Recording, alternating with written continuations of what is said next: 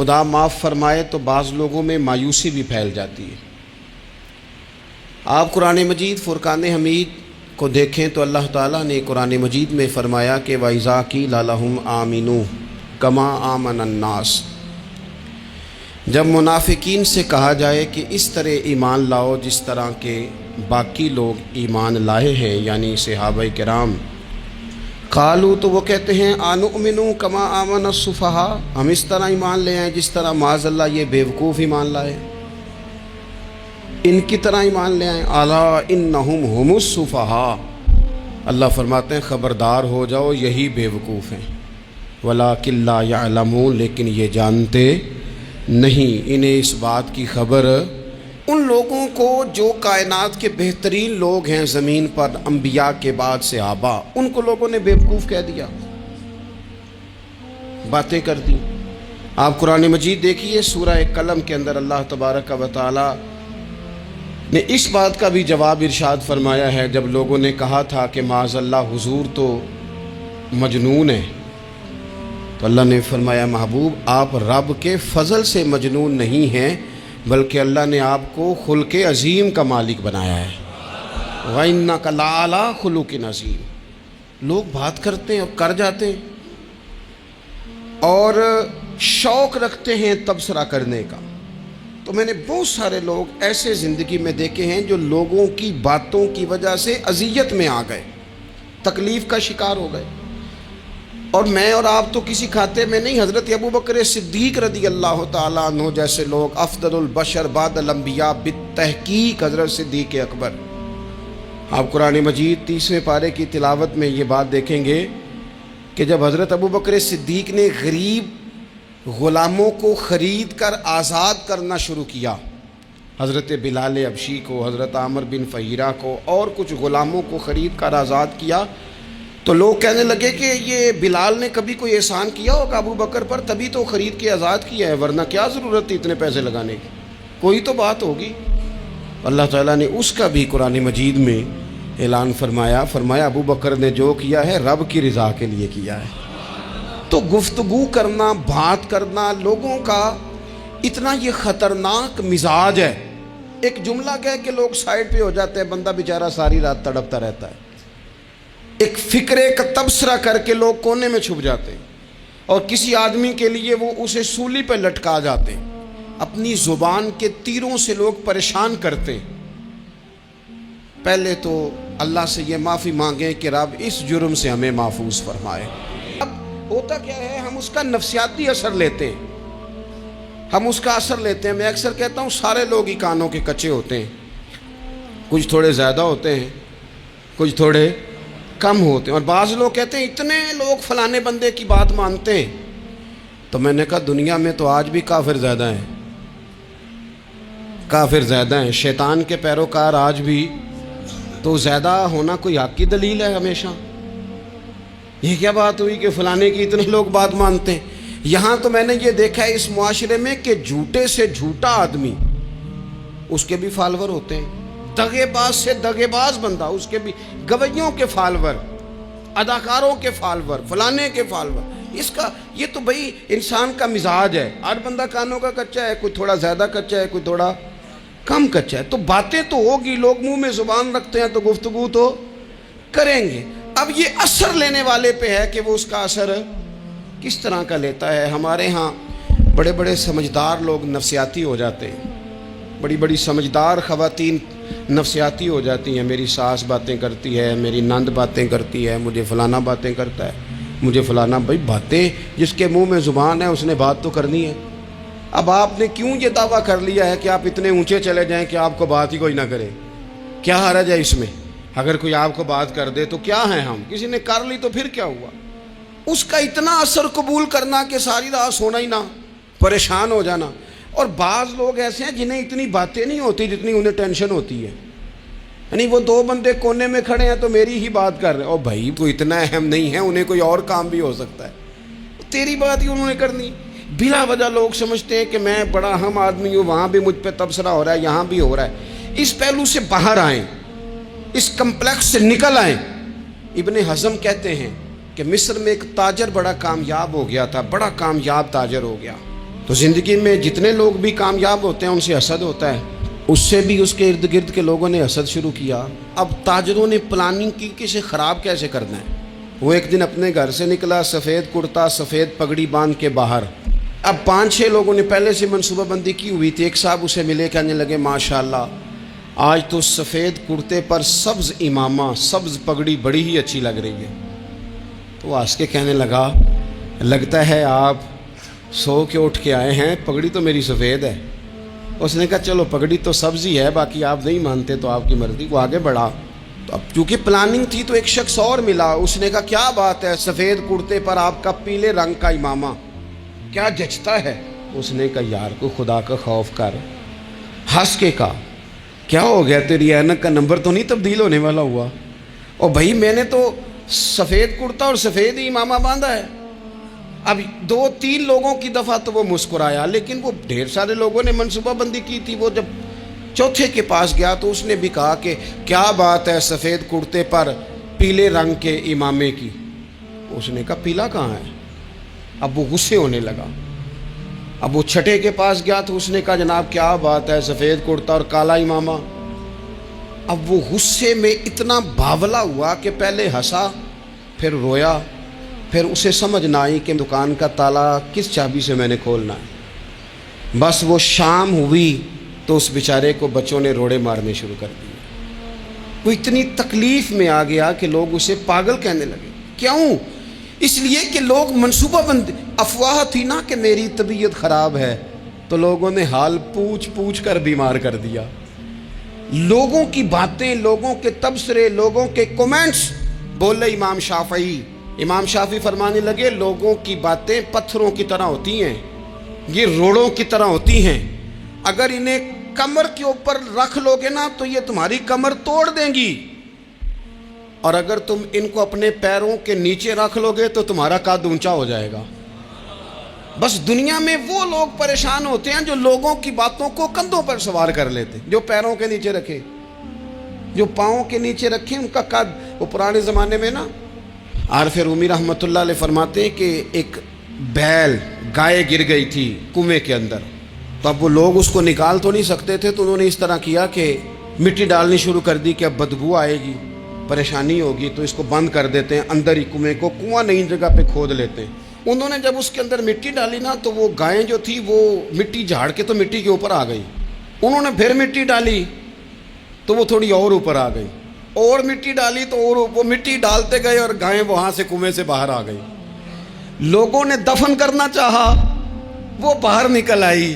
اور میرے بھائی لوگ بھی اپنی باتوں میں دفن کرنا چاہتے ہیں، لیکن یاد رکھنا جو چمکنے والے تھے وہ چمکتے ہی رہے، جن کو اللہ نے عزت دی تھی ان کی گھٹائی کوئی نہیں سکا۔ اتنی اتنی لمبی زبانیں کھول کے لوگوں نے صحابہ کے بارے میں باتیں کی، باتیں ہو رہی ہیں۔ لوگ جن کو دبانا چاہتے تھے، آج نہیں صوفیاء کی مخالفت شروع ہوئی، ان کے زمانے میں بھی ہوئی، ان کے دور میں ان کے خلاف کتابیں لکھی گئیں، لکھنے والے خدا جانے کہاں ہیں، اور داتا صاحب ہو رہی ہے، خواجہ صاحب ہو رہی ہے۔ حضور غوث اعظم کے ان کے زمانے میں بھی ایسا نہیں ہوا کہ بڑی خوشی سے لوگوں نے آگے بڑھ کے پھول ڈالے ہوں، ان کے دور میں باقاعدہ جتھے تیار ہوئے، جتھے، اور پورا کام کیا گیا۔ اور ویسے بھی اگر کوئی شخص آپ کا مخالف ہی نہیں ہے تو پھر آپ کو چمکنے کا مزہ کیسے آئے گا؟ کوئی تو مخالف ہو نا، کوئی تو ہو نا جو کوئی بات کرے۔ دیکھیں نا، اگر اندھیرا نہ ہو، رات نہ ہو تو بلب کی کوئی اہمیت رہ جائے گی؟ یہ چمکتا ہی تب ہے جب اندھیرا زیادہ ہوتا ہے۔ ہم کہتے ہیں اندھیرا ہو گیا، اور بھائی تجھے چمکنے کا موقع دیا ہے اندھیرے نے، تجھے اس نے عروج دیا، تندی باد مخالف سے نہ گھبرا اے عقاب، یہ تو چلتی ہے تجھے اونچا اڑانے کے لیے، تو باتوں سے پریشان نہ ہو۔ اور خود حضور بیان فرماتے ہیں، کریم فرماتے ہیں، یہ حوض کوثر کا جو جام ہوگا یہ شہد سے زیادہ میٹھا ہوگا۔ حضور سید عالم صلی اللہ تعالی علیہ وسلم نے یہ نہیں فرمایا شہد جتنا میٹھا ہوگا، فرمایا شہد سے زیادہ میٹھا ہوگا اور دودھ سے زیادہ سفید ہوگا۔ اب جس نے دودھ دیکھا ہے وہ غور کرے، جو چیز اس سے بھی زیادہ پیاری ہوگی وہ کتنی کو پیاری ہوگی۔ اور جس نے شہد چکھا ہے وہ غور کرے کہ جو شہد سے بھی زیادہ میٹھا ہوگا وہ کتنا کو میٹھا ہوگا۔ اے ساقی تیری خیر، تیرے میں کدے کی خیر، اب ایسی پلا کہ جس کا نشہ عمر بھر رہے۔ نبی کریم علیہ السلام کے دست مبارک سے ملے گا، حضور عطا کریں گے۔ یہ ایسی بات ہے کہ جس پر انسان کی روح وجد کرتی ہے کہ یعنی حضور کے دست مبارک سے۔ ذرا دیکھیے نا کہ قبر میں انسان لیٹا ہے اور قیامت تک سویا ہے، اور پھر قیامت آئی ہے، وَإِذَا الْقُبُورُ بُعْثِرَتْ، اور قبریں کریدی گئی ہیں، اور پھر وہ اٹھا ہے۔ یوم نحشر المتقین الی الرحمن وفدا، پھر وہ اللہ کے حضور مہمان بنا کر پیش ہونے والا ہے۔ پھر وہ محشر کے میدان میں آیا ہی ہے، اسے سبیل نظر آئی ہے، اور جب اس نے غور سے دیکھا ہے تو چہرہ والضحیٰ کا ہے، آنکھیں ماں زاغ کی ہیں، اور پیشانی والفجر کی ہے، اور سینہ علم نشرح کا ہے، اور ہاتھ ید اللہ کے ہیں، اور ان میں کٹورے پکڑے ہیں محبوب نے۔ اے ساقی تیری خیر، تیرے میں کدے کی خیر، اے ساقی تیری خیر، تیرے اب ایسی پلا کہ جس کا نشہ عمر بھر رہے۔ تو حضور فرماتے ہیں میں پلاؤں گا نا غلاموں کو۔ اور پھر دیکھیں اس کی بابت جو تفصیلات ہیں وہ بھی حضور خود بیان کرتے ہیں۔ نبی کریم صلی اللہ تعالی علیہ وسلم فرماتے ہیں، صحیح بخاری میں حدیث موجود ہے، حضور فرماتے ہیں میں تمہاری بہتری کے لیے تم سے پہلے حوض کوثر پر موجود ہوں گا۔ اور نبی پاک علیہ الصلوۃ والسلام فرماتے ہیں جو وہاں آئے گا اور جام پائے گا، جو وہاں آئے گا حوض کوثر پیے گا، کریم فرماتے ہیں پر اسے دوبارہ کبھی پیاس نہیں لگے گی۔ یعنی زندگی میں یہ نہیں ہوتا کہ آپ نے ایک دفعہ پی لیا تو پھر دوبارہ طلب پیدا نہ ہو۔ کبھی کبھی تو ایسا ہوتا ہے کہ پیتے جاتے ہیں تو پیاس پانی کی بڑھتی جاتی ہے، پر حضور فرماتے ہیں جسے وہ والا جام ملے گا نا جو میں دوں گا، وہ والا جام جو اسے میں دوں گا، سب بھول جا، جام اٹھا اور مسکرا کے پی، جسے میں وہ جام دوں گا اسے دوبارہ کبھی پیاس طیبہ سے منگائی جاتی ہے، سینوں میں رچائی جاتی ہے، توحید کی میں پیالوں سے نہیں نظروں سے پلائی جاتی ہے۔ فرمایا وہ اسے دوبارہ کبھی پیاس، اس کی طلب پیدا کرو نا یار، اس کا شوق پیدا کرو نا، اس کا تصور باندھو نا۔ اچھا پھر ایک حدیث امام طبرانی لائے ہیں، ہم چونکہ گناہگار لوگ ہیں تو ہم نا کوئی رحمت کا سہارا ڈھونڈتے پھرتے ہیں کہ کوئی سہارا ہاتھ لگے تو کوئی تصور باندھے کہ ہو گیا کرم۔ میدان محشر میں حوض کوثر پہ پہنچ گئے اللہ کے فضل سے، ابھی حساب نہیں دیا، ابھی پل صراط نہیں دیکھی، خدا نے فضل کیا اور حوض کوثر پہ پہلے پہنچ گئے، جام پی لیا، محبوب کے ہاتھوں سے پی لیا۔ تو میں سوچا کرتا تھا کہ حضور نے جام دے دیا، پی لیا، محبوب سے پینے کے بعد بھی حساب دینا پڑے گا۔ حضور جام کوثر دے دیں گے تو اس کے بعد بھی پل صراط آئے گا۔ وہ جام مل گیا، کرم نوازی ہو گئی، رحمت ہو گئی، محبوب نے خود دست مبارک سے پلایا، تو کیا اس کے بعد بھی محشر کی سختیاں آئیں گی؟ تو امام طبرانی حدیث لائے ہیں، نبی کریم صلی اللہ تعالی علیہ وسلم نے نا اشارتاً بات بیان کی، اشارتاً، پر قربان پچھانن والے ہیں تو ایک گل جان گئے گل کھول دے نہیں۔ یہ نہیں فرمایا نبی پاک نے کہ حوض کوثر پہ آ گیا تو اب حساب نہیں ہوگا، یہ نہیں فرمایا۔ آپ نے زیادہ غور کرنی ہے، میں نے کہا ہے قربان پچھانن والے ہیں تو گل جان گئے پر گل کھول دے نہیں۔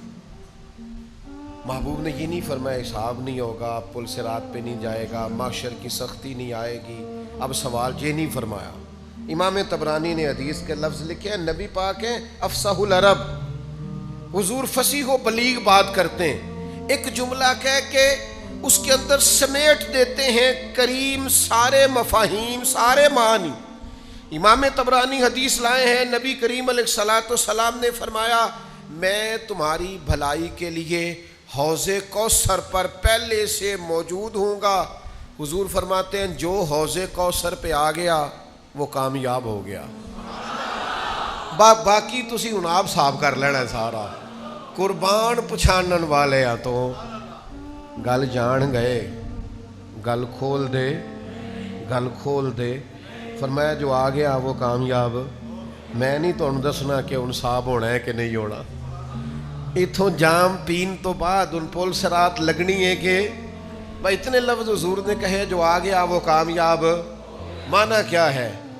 تو کسی طریقے سے حوض کوثر تک پہنچ جا، تو بس اس سبیل کا، اس لنگر کا پانی پی جو محبوب دست مبارک سے پلاتے۔ تو ایک دفعہ نہ وہاں سے پی، حضور فرماتے ہیں تیری صدیوں کی پیاس بھی بجھے گی، دوبارہ کبھی پیاس بھی نہیں لگے گی، اور تو آ جا بس۔ اگر تو بمصطفیٰ برساں خیش را کے دی ہما اوست، اقبال کہتے ہیں اپنے آپ کو گھسیٹ کے نا مدینے والے کے قدموں تک لے جا، یہی سارا دین ہے۔ بھائی یہاں پہنچ گیا، دین تک، کل دین تک تو آ گیا۔ فرماتے ہیں تو حوض کوثر تک آ جانا اور پھر جام پی لینا اور پھر تو کامیاب ہے۔ مجھے لگتا ہے کہ وہ جام پینے سے انرجی اتنی آئے گی، حافظہ اتنا مضبوط ہوگا کہ سوالوں کے جواب بھی آ جائیں گے۔ رضا پل سے وجد کرتے گزریے کہ ہے رب سلیم صدائے محمد صلی اللہ علیہ۔ اور پھر جب رستے میں ہوتے ہوئے محبوب سے کوئی جام پی کے آیا اور ادھر سے جام پی کے وہ رب کے حضور حاضر ہوا، تو پھر اساں جے ہاں گناہیاں دا جدوں اعمال نامہ پھرول ہوئے، ذرے ذرے نے سامنے آ جانا ہے، جو جو منہ تھی بولیا بول ہوئے، اساں اتھے کول حضور دے بیٹھ رہنا ہے۔ پئی لکھ عمل ترکڑی تول ہوئے، پھر او دے کولوں کی رب نے حساب لینا جیڑا بیٹھا ہی محمد دے کول ہوئے۔ اب ادھر سے جام پی کے آ رہے ہیں، کریم نے اپنے دست مبارک سے دیا ہے۔ مجھے بتاؤ نا، جو مہمان ہو اور جس کے میزبان رسول رحمت ہو، حضور میزبانی کر کے بھیجیں تو کیا رب کی بارگاہ میں پھر حساب کتاب ہونا ہے؟ مہمانوں کا تو اعزاز ہوگا، یوم نحشر المتقین الی الرحمن وفدا۔ تو یہ جام کوثر ہے جو محبوب کے دست مبارک سے صبح قیامت اللہ تعالیٰ سب کو جام کوثر عطا فرمائے، سب کے ماں باپ کو عطا فرمائے، بہن بھائیوں کو عطا فرمائے، بیوی بچوں کو عطا فرمائے، پڑوسیوں کو عطا فرمائے، سنگیوں کو عطا فرمائے، پیر بھائیوں کو عطا فرمائے، استادوں کو عطا کرے، مرشد کو عطا کرے، شاگردوں کو عطا کرے۔ وہ کریم ہے نا، مہربانی بڑے ہیں۔ یہ کوئی عام جام ہے جو ختم ہو جائے گا؟ وہاں سے کل کائنات بھی پیے گی تو انشاءاللہ پیتی ہی رہے گی۔ حضور فرماتے ہیں میرے حوض کوثر پر سب سے پہلے وہ لوگ آئیں گے جو ایک دوسرے سے اللہ کی رضا کے لیے محبت کرنے والے ہوں گے۔ سب سے پہلے انہیں جام ملے گا، یہ بتانا نہ کسی کو، لیکن اپنے دل سے پوچھ لینا ہے صحیح کسی سے اللہ کی رضا کے لیے محبت؟ کوئی لالچ نہیں۔ دوسرا پہلو یہ ہے کہ جام کوثر پہ وہ شخص آئے گا جو نبی پاک علیہ السلام سے کیے ہوئے وعدے پورے کرے گا۔ ہم جب کلمہ پڑھتے ہیں نا تو ہمارا حضور سے ایک معاہدہ ہو جاتا ہے کہ آپ نبی ہیں، ہم امتی ہیں، آپ آقا ہیں، ہم غلام ہیں، آپ ہمارے پیشوا ہیں، مقتدا ہیں، ہم آپ کے قدم بقدم چلنے والے۔ اب ہمیں اپنی مرضی نہیں کرنی، سنت اور شریعت کو دیکھنا۔ تو جو یہ وعدہ پورا کرے گا وہ حوض کوثر پہ آئے گا، اسے جام ملے گا۔ اور نبی کریم علیہ السلام نے فرمایا، مسند ابو یعلا میں حدیث موجود ہے، فرمایا جو مجھ سے کیے ہوئے وعدے توڑے گا وہ میری شفاعت نہیں پائے گا اور حوض کوثر پر بھی میرے پاس نہیں آ سکے گا۔ اسے وہاں آنے کی توفیق، یار کیا دیر ہے سنت پر عمل کرنے میں؟ مجھے بتاؤ نا، کیا مجبوری ہے ہم شریعت اور سنت کا پاس نہیں کرتے؟ مجھے بتاؤ نماز پابندی سے پڑھنے میں آخر کون سی دقت ہے؟ سچ بولنا آخر کتنا کو مشکل ہے؟ یہ حضور کی سنتیں ہیں۔ دل کو سینے اور بغض سے پاک رکھنا آخر کتنا کو مشکل ہے؟ وہ میرے بھائی یہ داڑھی اللہ نے مرد کو دی ہے، بی بی کو دی نہیں اللہ نے۔ رب چاہتا ہے مرد کے چہرے پر دیکھنا پسند، آخر کیا دشواری ہے؟ اس کا کوئی بوجھ ہے؟ کیا مشکل ہے؟ کیوں نہیں سمجھتے؟ کس بات کا انتظار؟ ہمارے بیچ میں کتنے لوگ اٹھ نہیں گئے، دنیا چھوڑ نہیں گئے، ہم نے بیٹھے رہنا ہے؟ تو بس سنت پر عمل کریں۔ حضور فرماتے ہیں جس نے میرے معاہدے توڑے اس نے وعدہ کیا تھا کہ غلامی کرے گا، وعدہ کیا تھا سنت پر عمل کرے گا، اس کا معاہدہ تھا کلمہ پڑھتے وقت کہ جو محبوب کہیں گے وہ میں کروں گا۔ اور پھر بعد میں اس نے مجبوریاں ڈال لی، بعد میں برادری ڈال لی، بعد میں نوکری ڈال لی بیچ میں۔ اللہ رسول کے بیچ نوکری کہاں سے آ گئی؟ پیسے کہاں سے آ گئے؟ اولاد کہاں سے آ گئی؟ اس کے بیچ ذاتی خواہش کہاں سے آ؟ اس کے بیچ تو کوئی اور چیز نہیں ہونا چاہیے۔ میرے بھائی سنت پر عمل کرو گے، محبوب کے طریقوں پہ اپناؤ گے تو حوض کوثر کا جام پاؤ گے۔ اور تیسرا امام حسن روایت کرتے ہیں، مسند احمد میں موجود ہے، نبی پاک نے فرمایا جو میری اولاد سے بغض رکھے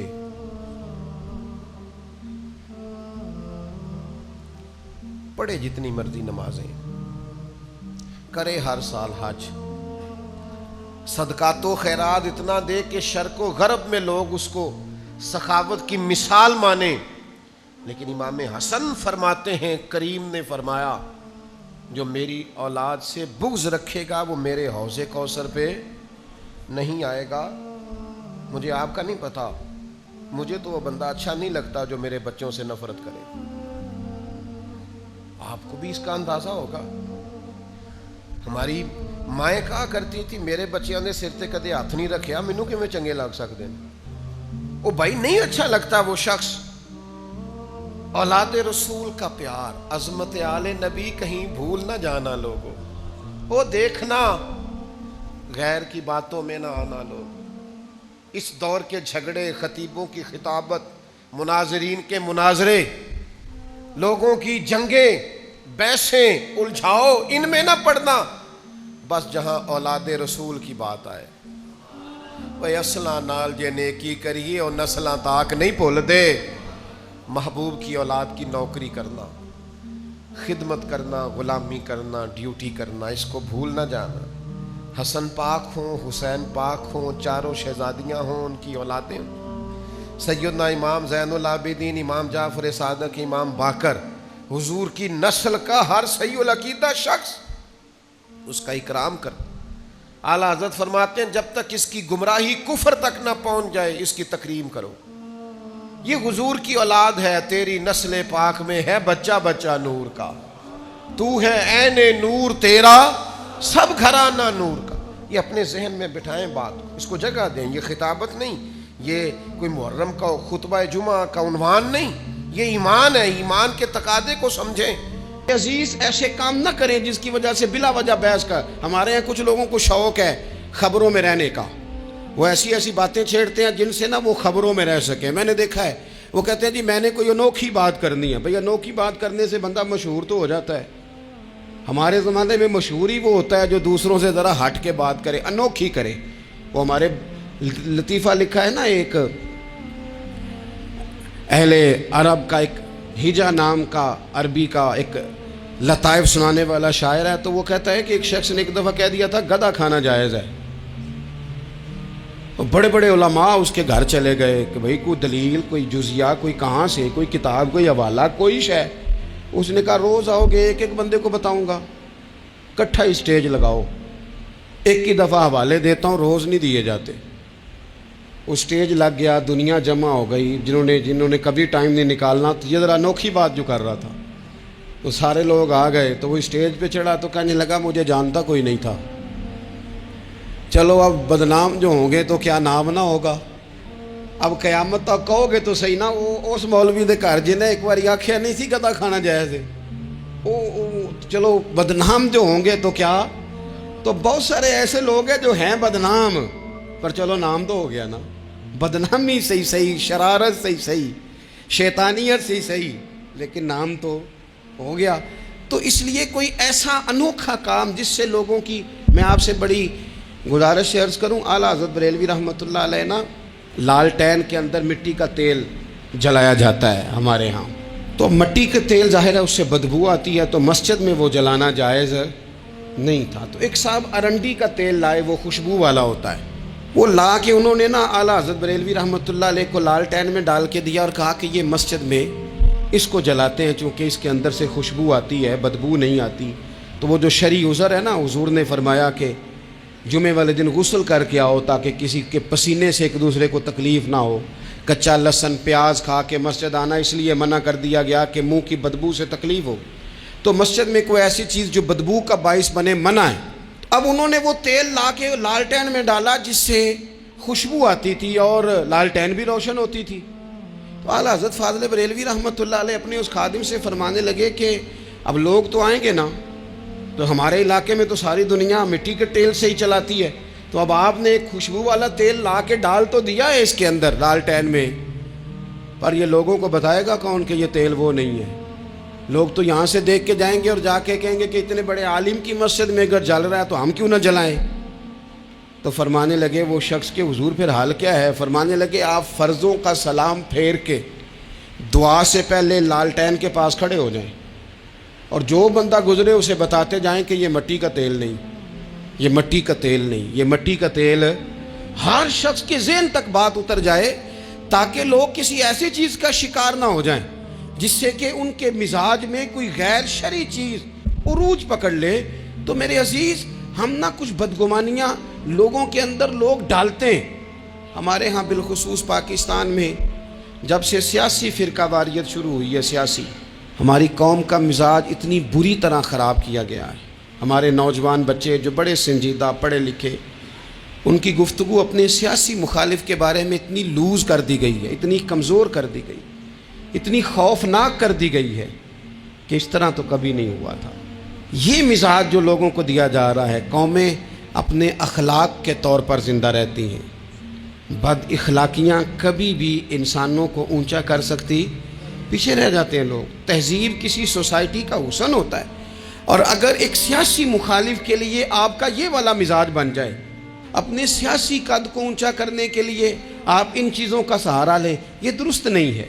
اخلاقی رویے میں کہوں گا کسی بھی سیاسی جماعت سے وابستگی ہے وہ 100% رکھے جو اس کی سمجھ میں آتی ہے، لیکن اپنے اخلاقی مزاج کو کبھی کمزور نہ ہونے دے، اخلاقی رویہ کبھی کمزور نہ ہونے دے. یہ کیسے ہو سکتا ہے؟ دیکھیں، ابو جہل، ابو لہب، عتبہ، عتیبہ، شیبہ، وہ وہی باتیں کر سکتے تھے جو ان کے مزاج کی تھیں، جو آج تک لوگ کسی بھی دیندار کے بارے میں کرتے ہیں. تو انہوں نے وہی باتیں آ کے کی تھی جناب ابو طالب کے ساتھ. انہوں نے کہا تھا کہ اگر معاذ اللہ ان کو دولت چاہیے تو ہم دیتے ہیں. بڑے سے بڑے مخلص آدمی پر آج لوگ دعویٰ نہیں کرتے کہ دولت کے لیے لگا ہوا ہے. انہوں نے کہا دولت چاہیے تو دیتے ہیں، اگر کسی خاتون سے نکاح کرنا چاہتے ہیں تو کرا دیتے ہیں، سرداری چاہیے تو دے دیتے ہیں. اب یہ سوچ ہی اتنی ہے، اس سے آگے جاتی نہیں. وہ معاذ اللہ حضور کے بارے میں اور بھی باتیں کرتے، یہ شاعر ہیں، یہ جادوگر ہیں، یہ فلاں ہیں. لیکن میرے نبی پاک علیہ الصلوۃ والسلام نے کبھی بھی ان کی ذاتی زندگی کو ڈسکس نہیں کیا، کبھی نہیں کیا. ابو جہل شراب پیتا تھا، لیکن حضور نے کبھی سوسائٹی میں یہ بات لوگوں کے سامنے بیان نہیں کی. وہ لوگوں کے پیسے دبا لیتا تھا، کئی جگہوں پہ حضور نے پیسے نکلوا کے دیے، لیکن جگہ جگہ گلی گلی کھڑے ہو کے حضور نے یہ نہیں فرمایا کہ یہ اس طرح کا ہے. آپ اپنے مخالفین کے بارے میں ضرور کلیم کریں، ثبوت کے ساتھ ضرور بات کریں، یہ ضروری ہے، لیکن آپ کا رویہ اتنا گھرا ہوا نہیں ہونا چاہیے کہ لوگ سمجھیں کہ یہ قوم تو اخلاق سے ہٹ گئی ہے. آپ اختلاف کریں، لیکن اختلاف کے بھی آداب ہوتے ہیں. لوگ آپ کو چھیڑیں گے، اپنی جگہ پہ کھینچ کے لانے کی کوشش کریں گے، بڑا کچھ لوگ کریں گے، لیکن آپ اپنی جگہ سے آپ تبدیل نہیں ہوں گے. آپ کہیں گے یار میرا ایک معیار ہے، میری ایک حیثیت ہے، میں اپنی حیثیت چھوڑ سکتا؟ میں اپنی حیثیت نہیں چھوڑ سکتا. ہر بندے کو آپ ڈسکس کریں گے. تو تہمت والی جگہ سے ضرور بچیں، بدگمانی سے ضرور بچیں، لیکن ہر شخص کو اس کے معیار کے مطابق اتر کا جواب دینا یہ باوقار لوگوں کا سٹیٹس نہیں ہوتا. وہ کہتے ہیں جا بات کر جا کے، تو کون ہوتا ہے تیری بات کرے اب ہم ہر شخص کے منہ لگے؟ یہ کیسے ہو سکتا ہے؟ نبی پاک صلی اللہ علیہ وسلم گزر رہے تھے، صحیح بخاری میں موجود ہے. آپ کی اہلیہ حضرت صفیہ رضی اللہ تعالیٰ عنہ آپ کے ساتھ تھیں. رات کا وقت تھا, حضور گزر رہے تھے تو صحابہ کچھ کھڑے تھے, تو حضور نے ایک کو بلا کے کہا کہ یہ میری بیوی ہیں, صفیہ ہیں. عرض کرنے لگے حضور مجھے میری ماں روئے, میں کوئی آپ کے بارے میں بدگمانی کرتا؟ تو حضور نے جواب میں کیا کہا؟ محبوب فرمانے لگے جس طرح رگوں میں خون گردش کرتا ہے نا, شیطان بھی اسی طرح ہی گردش کرتا ہے. گویا حضور بتا رہے ہیں کسی وقت بھی بدگمانی پیدا کر دیتا ہے. میں تمہیں بتا رہا ہوں کہ اپنی اہلیہ کے ساتھ جا رہا ہوں, میری بیوی ہے. کوشش کریں کہ آپ اس جگہ سے بچیں جہاں باتیں ہو رہی ہوں. اور اس پہلو پہ تیسری گزارش اس عنوان پر یہ ہے کہ اگر کسی کے بارے میں باتیں ہو رہی ہوں تو فٹافٹ اس کا حصہ بننے کی کوشش نہ کریں, بلکہ آپ کے پاس جب تک کوئی شرعی ثبوت نہیں ہے تب تک آپ اس بات کا حصہ نہ بنیں. ہمارے ہاں بات ہو رہی ہوتی ہے تو 2-4 بندے دوڑ کے نا اپنا بھی حصہ ڈالتے ہیں, بلکہ میں بڑی ذمہ داری سے یہ بات عرض کروں گا, بات لمبی ہوتی تب ہے جب کوئی بندہ درمیان میں کہہ دیتا ہے نا نہیں تجھے تو تھوڑا پتہ ہے, تھوڑا میں بھی کرتا ہوں. وہ کئی دفعہ وعدہ معاف گواہ بن جاتا ہے, جا کے دوسروں کو خبر کرتا ہے اس نے یہ کہا ہے. حالانکہ بندہ اس سے پوچھے کہ اگر انہوں نے کہا تھا تو اتنا سجن تھا تو وہاں جواب دے کے کیوں نہیں آیا؟ تجھے چاہیے تھا وہیں جواب دیتا, وہیں جا کے جواب دے دیتا. ایک بزرگ کی خدمت میں ایک دفعہ حاضر تھا, ایک بڑے عالم تھے, تو ان کے پاس آ کے ایک شخص نے کہا کہ فلاں آدمی آپ کے بارے میں یہ بات کر رہا تھا. تو وہ ہنس پڑے, فرمانے لگے پھر آپ کہاں تھے؟ کہنے لگے میں وہیں تھا. فرمانے لگے میرا اور آپ کا رشتہ کس طرح کا ہے؟ کہنے لگا جی میں تو شاگرد ہوں, ارادت مند ہوں. تو فرمانے لگے پھر آپ میرے پاس سوال لے کے آ گئے ہیں, آپ نے وہاں جواب کوئی نہیں دیا. فرمانے لگے اب تو میرے سامنے بیٹھ, پہلے اس سوال کا جواب میں تجھے دوں, پہلے تجھے قائل کروں. اگر تو قائل ہوتا نا تو پھر تو یہ بات لے کے میرے پاس نہ آتا, پھر تو وہاں تو کلیئر کر آتا. تیرے اندر کجی ہے, تو بات کا حصہ بنا ہے, اور میرے نزدیک اس سے بڑا تو مجرم ہے کہ تو نے بات کو سنا ہے. وہ تو کوئی ہے, اور تو اپنا تھا, تو نے اپنا ہو کے یہ باتیں سنی, تو نے ہاں کی, تو وہاں بیٹھا رہا, تو اپنا تھا. اور حضور نے فرمایا محبت تو بندے کو اندھا بہرا اور گونگا کر دیتی ہے. جو کسے دا عاشق ہوئے ہوتے گل اسے دی کردا ہے, 100 مکر بہانے کر کے او دے ہی مرنے مرد ہے. تو نے سن کیسے لی؟ تیرے کانوں نے گوارا کیا. پہلے تو مطمئن ہو نا, تو اگر مطمئن ہوتا تو بات آگے وہیں جواب دے کے آتا. جب تو ہی غیر مطمئن ہے تو میں کسی اور کو کیا جواب دوں؟ تو مدد کریں اپنے بھائی کی اس معاملے میں کہ اگر آپ کلیئر ہیں تو پھر آپ اسے وہیں کلیئر کریں. کہیں یار میری بات سن, یہاں تک تو بات ٹھیک ہے, اس بات کا میں گواہ ہوں, یہ ہو سکتی نہیں. اور نبی پاک کا یہ طریقہ ہے. مسند امام احمد بن حنبل میں حدیث موجود ہے, حضرت عبداللہ ابن مسعود رضی اللہ تعالیٰ عنہ, کمال آدمی حضرت عبداللہ ابن مسعود. حضور نے فرمایا عبداللہ ابن مسعود سے قرآن سیکھا کرو, یہ اسی طرح پڑھتے ہیں جس طرح میرے اوپر نازل ہوا تھا. حضرت عبداللہ ابن مسعود کو نبی پاک علیہ السلام نے فرمایا درخت پہ چڑھ کے ذرا میرے لیے مسواک تو اتار دو. حضرت عبداللہ ابن مسعود کی پنڈلیاں پتلی پتلی تھی, ٹانگیں پتلی تھی. وہ درخت پہ چڑھے, ہوا چلی تو کپڑا تھوڑا ہٹ گیا, تو بعض لوگ ان کی پتلی پنڈلیوں کا مذاق اڑانے لگے. معاذ اللہ, دیکھو کیسی باریک باریک پنڈلیاں ہیں, کیا انداز ہے. اب حضور بیٹھے ہیں نا, تو انہوں نے جو بات کی تھی وہ بات بھی درست تھی, پنڈلیاں واقعی پتلی تھی, اور کوئی بھی اس انداز میں دیکھتا تو شاید مسکراتا. جب انہوں نے کہا نا دیکھو پتلی پنڈلیاں, تو حضور نے ہمارے لیے طریقہ کیا چھوڑا, ہمارے لیے سیرت کیا چھوڑی. حضور سید عالم فوراً ارشاد فرمانے لگے, نبی پاک فرمانے لگے چپ کرو, تم میرے عبداللہ کی پنڈلیوں کو پتلا پتلا کہہ رہے ہو نا, قیامت کے دن جب میزان لگے گا اور ان پنڈلیوں کا تمہیں وزن پتہ چلے گا, پھر پتہ چلے گا میرے عبداللہ کی شان کیا ہے. یہ بڑی وزنی پنڈلیاں ہوں گی, جب ان کا میزان پر وزن تلے تو آپ دفاع کریں. نبی پاک صلی اللہ علیہ وسلم نے فرمایا اگر کسی جگہ تیرے بھائی کی عزت پر حملہ ہو رہا تھا اور تو بچانے پر قادر تھا, اور تو نے اس کی عزت سے اس شر کو روک دیا, کہا نہیں یار ایسی بات نہیں ہے, تم غلط کہہ رہے ہو. فرمایا اگر تم کسی کی عزت کا دفاع کرو گے تو فرمایا جہاں تمہاری عزت خراب کی جا رہی ہوگی رب وہاں تمہاری عزت کا دفاع فرمائے گا.